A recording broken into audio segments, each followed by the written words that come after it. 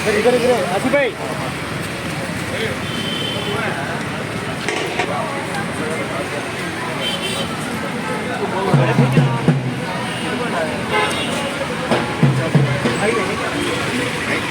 నమస్కారం. ఈరోజు మన పశ్చిమ నియోజకవర్గంలో 41వ డివిజన్ మన ఇఫాన్ గారు డివిజన్లోన పర్యటించడం జరిగింది. మన షేక్ ఆసిఫ్ గారు, మన పశ్చిమ నియోజకవర్గ అభ్యర్థి గారు, అలాగే ఏపీఐడిసి చైర్మన్ గారు పుణ్యశీల గారు, చైతన్యారెడ్డి గారు, అలాగే డైరెక్టర్లు, పార్టీ నాయకులు, కార్యకర్తలు అందరం ఈరోజు 41వ డివిజన్లోన పర్యటించడం జరుగుతుంది. ఏదైతే అభివృద్ధిని, సంక్షేమాన్ని చూసి జగన్మోహన్ రెడ్డి గారు మాకు ఓటేయండి అని అడుగుతున్నారో, ఈ ఏరియా అంతా బాగా అభివృద్ధి చెంది ఉంది. కానీ ఇక్కడ డెవలప్మెంట్ అన్నది, రోడ్లు అన్నవి గతంలోన ఏనాడు పడిన దాఖలాలు లేవు. వైఎస్ఆర్సీపీ గవర్నమెంట్ వచ్చినప్పుడు గతంలోన మన మాజీ మంత్రివర్యులు, శాసనసభ్యులు వెల్లంపల్లి శ్రీనివాసరావు గారి ఆధ్వర్యంలో పూర్తి స్థాయిలో ఈ రోడ్లన్నీ డెవలప్ చేయటం జరిగింది. ఈ రాబోయే కాలంలోన షేక్ ఆసిఫ్ గారిని కూడా వీళ్ళందరూ ఆశీర్వదించాలి. ఎందుకంటే మేము డెవలప్మెంట్ చేసి మిమ్మల్ని ఓటు అడుగుతున్నాం కాబట్టి మా డెవలప్మెంట్ చూసి షేక్ ఆసిఫ్ గారిని కూడా మీరందరూ ఆశీర్వదించాల్సిందిగా కోరుకుంటున్నాం. రాబోయే కాలంలో ఇంకా ఏ ఒక పని మీకు ఇంకా బ్యాలెన్స్ ఉన్నా, జరగాల్సింది ఉన్నా ఆసిఫ్ గారి ఆధ్వర్యంలో పూర్తి స్థాయిలో డెవలప్మెంట్కి తీసుకెళ్తామని తెలియజేస్తున్నాను. ఇప్పుడు ప్రతి ఒక్క కార్యక్రమము గతంలో ఎలా ఉంది, ఇప్పుడు ఎలా ఉంది అన్నది ప్రజలు ఒకసారి వేరియేషన్ వేసుకోవాలి.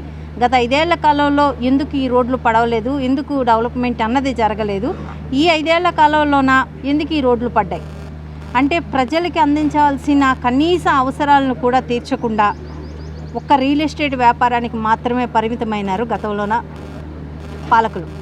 కానీ ఈసారి జగనన్న వైఎస్ఆర్సీపీ గవర్నమెంట్ వచ్చిన తర్వాత అభివృద్ధి, సంక్షేమము 2 కళ్ళగా పాలన అన్నది కొనసాగించడం జరిగింది. ఇప్పుడు ఆసిఫ్ గారిని కూడా ఏదో పార్టీలు మారుతున్నారు కొంతమంది అని మీడియా మిత్రులు అడగడం జరుగుతుంది. వాళ్ళు డైరెక్టులు చేంజ్ అవ్వటం మూలాన ఏదో కొంచెం వాళ్ళు మనసు బాధపడి అలాంటి ఒక నిర్ణయాలు తీసుకుని ఉండొచ్చు. కానీ ఆసిఫ్ గారు వాళ్ళందరినీ పిలిపించి మాట్లాడి మళ్ళీ ఒక మాట మీదకి వస్తాము, అలాంటిది ఏం లేదు. చిన్న చిన్న అలకలు అన్నవి మన ఇళ్లలో కూడా ఉంటాయి. అలాగే పార్టీ కూడా ఒక కుటుంబం లాంటిది. ఏదైనా చిన్న చిన్న అలకలు అలాంటివి ఉన్నా కానీ పూర్తి స్థాయిలో త్వరితగతిన మేము అన్నీ కంప్లీట్ చేసుకుంటాం, అందరం కలిసి ప్రయాణిస్తామని తెలియజేస్తున్నాం.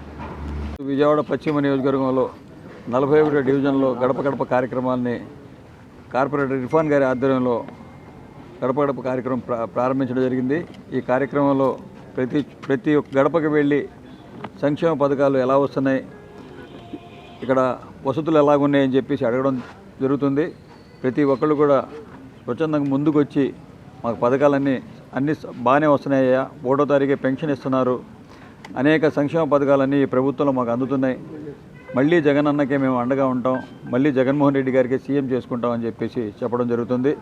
అలాగే ఈ 41వ డివిజన్లో కోట్లాది రూపాయలతో సీసీ రోడ్లు కానీ, బీటీ రోడ్లు కానీ, సైడ్ డ్రైన్స్ కానీ, ఎలక్ట్రికల్స్ కానీ, వాటర్ పైప్ లైన్స్ కానీ అనేక వసతులు ఇక్కడ అన్నీ అభివృద్ధి చేసి మేము వచ్చి ఓట్లు అడుగుతున్నాం.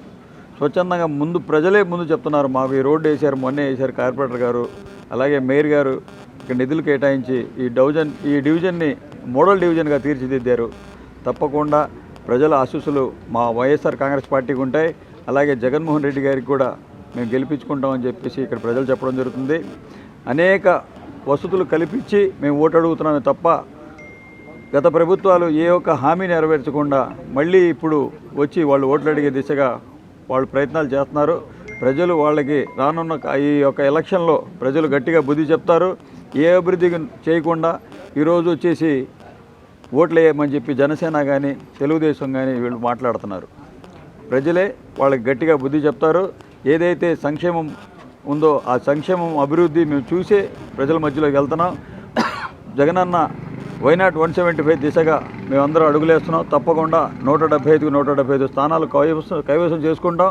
విజయవాడ పశ్చిమ నియోజకవర్గంలో వైఎస్ఆర్సీపీ జెండా రెపరెపలాడుద్ది. నాకు ఇక్కడ నియోజకవర్గ ప్రజలు మంచి మెజార్టీతో గెలిపిస్తారని చెప్పేసి ఈ మీడియా సందర్భంగా నేను తెలియజేసుకుంటాను. వాళ్ళైతే పార్టీలో యాక్టివ్గా లేరండి. వాళ్ళకి మేము పిలిచి ఎన్నిసార్లు పిలిచినా సరే వాళ్ళ వైపు నుంచి ఎటువంటి స్పందన లేదు. కావాలని చెప్పేసి ఏదో చెప్తున్నారే తప్ప వాళ్ళైతే యాక్టివ్గా లేరు, పార్టీలో అసలు తిరగట్లేదు. ఎన్నిసార్లు పిలిచినా సరే వాళ్ళు మేము వస్తాం, మేము చూస్తాం అన్నట్టుగానే మాట్లాడుతున్నారు. కానీ వాళ్ళు వేరే పార్టీల వైపు మొగ్గు చూపిస్తూ వెళ్ళారే తప్ప మా పార్టీలో వాళ్ళు, మా పార్టీ కార్యకర్తలు, క్యాడరు, అభిమానులు, నాయకులు మాకు స్వచ్ఛందంగా ముందుకొచ్చి వాళ్ళకి మేము ఇది ఎవరు పిలవాల్సిన అవసరం లేదండి. ఇది అందరి పార్టీ, ఇది వైఎస్ఆర్ కుటుంబం. ఇది ఈ కుటుంబంలో అందరూ మమేకమై ముందుకెళ్ళాలి తప్ప నాకు పిలవలేదు అనేది కాదు. ఇప్పుడు అందరూ కలిసి మేము అందరం పనిచేస్తున్నాం. వాళ్ళు పార్టీలో యాక్టివ్గా లేని వాళ్ళే వెళ్తున్నారు తప్ప వెళ్ళారు తప్ప ఈ ఒకళ్ళు ఇద్దరు, మిగతా వాళ్ళందరూ పార్టీలోనే ఉన్నారు. చెప్పాను.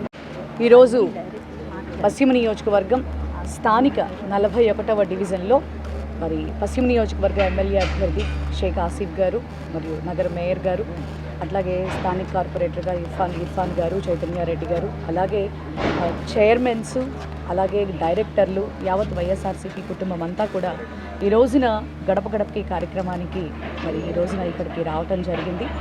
కానీ ఇక్కడ ఈ డివిజన్ని చూస్తే నిజంగా మేయర్ గారు చెప్పినట్లుగా గతానికి ఇప్పటికీ చాలా తేడా అనేది ప్రస్ఫుటంగా కనిపిస్తూ ఉంది.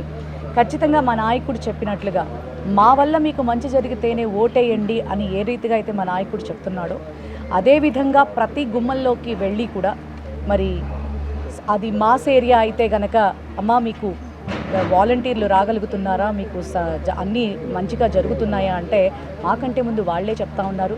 అలాగే కొంచెం క్లాసిక్ ఏరియాలోకి వస్తే అభివృద్ధి అనేది రోడ్ల రూపంలో, కాలువల రూపంలో, స్ట్రీట్ లైట్స్ రూపంలో ప్రస్ఫుటంగా మనకి కనిపిస్తూ ఉంది.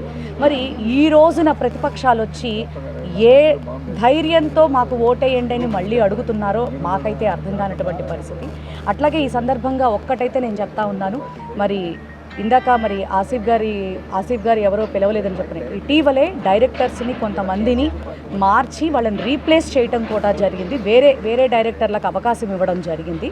ఆ నేపథ్యంలో మాకు అవకాశం పోయింది అన్నటువంటి ఉద్దేశంగా వాళ్ళు అలిగి పక్కకు తొలగినారే తప్ప ఎక్కడా కూడా పిలవకుండా, మాట్లాడకుండా అటువంటి పరిస్థితులు అయితే జరగట్లేదు.